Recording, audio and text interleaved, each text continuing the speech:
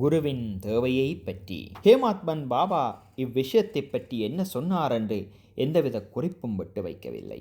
ஆனால் காகா சாஹேப் தீட்சித் இந்த விஷயத்தை தனது குறிப்புகளில் பதிப்பித்துள்ளார். ஹேமாத்மந்தின் சாய்பாபா சந்திப்பின் அடுத்த நாளில் பாபாவிடம் காகா சாஹேப் தீட்சித் சென்று தான் சீரடியை விட்டு போக வேண்டுமா என்று கேட்டார்.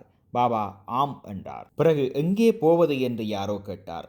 பாபா உயர மேலே என்று கூறினார். அம்மனிதர் வழி எப்படிப்பட்டது என பாபாவிடம் வினாவினார். பாபா கூறினார், அங்கே போவதற்கு பல வழிகள் உள்ளன. இங்கிருந்தும், அதாவது சீரடியிலிருந்தும் ஒரு வழி உள்ளது. பாதை கடினமானது. புலிகளும் ஓநாய்களும் வழியில் உள்ள காடுகளில் உள்ளன. நான் காகா சாஹேப் தீட்சித் கேட்டேன், ஒரு வழிகாட்டியை நாம் அழைத்துச் சென்றால் என்ன?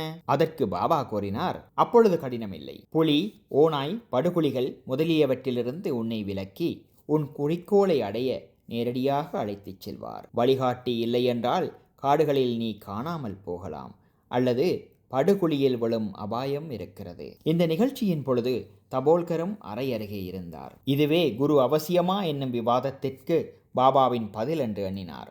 ஒரு மனிதன் சுதந்திரமானவனா அல்லது கட்டுப்பட்டவனா என்னும் விவாதம் ஆன்ம விஷயங்களில் உபயோகம் இல்லை என்றும், இந்த அத்தியாயத்தின் மராத்தி மூலப்பதிப்பில் விளக்கப்பட்டபடி பெரிய அவதாரங்களான ராமர், கிருஷ்ணர் முதலியோர் தமது குருக்களான வசிஷ்டர், சாந்தீபினி ஆகிய முனிவர்களிடம் தன்னை அறிவதற்காக சரணடைந்தார்கள் என்றும், குருவினுடைய உபதேசங்களினாலேயே பரமாத்திகம் அடையப்படுகிறது என்றும், நம்பிக்கையும் பொறுமையுமே அத்தகைய முன்னேற்றத்திற்கு தேவையான நட்பண்புகளாம் என்பதுமே பாபாவின் திருக்குறிப்பாம். ஸ்ரீ சாயை பணிக. அனைவருக்கும் சாந்தி நிலவட்டும். ஸ்ரீ சச்சிதானந்த சத்குரு சாய்நாத் மகாராஜ் கி ஜெய்.